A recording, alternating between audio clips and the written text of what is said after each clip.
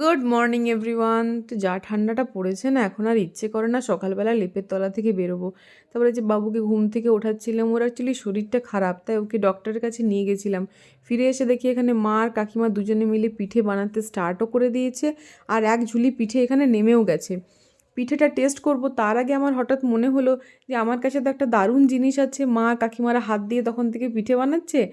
এটা actually my order করেছিল online থেকে মোমো বানানোর জন্য, তো মোমো তো আর বানানো হয়নি, তাই এটা দিয়ে আমি এখন এটা সদ্ব্যবহার করছি, পিঠে বানিয়ে নিলাম ফটাফট করে সমস্ত।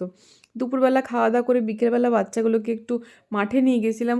ওদের তো খেলাধুলোর টাইম হয় না, মানে আমাদেরই টাইম হয় না যে ওকে ওদের মাঠে নিয়ে যাব একটু খেলাবো, তাই আজকে নিয়ে গেছিলাম। বাচ্চাগুলো খুব মজা পেয়েছে।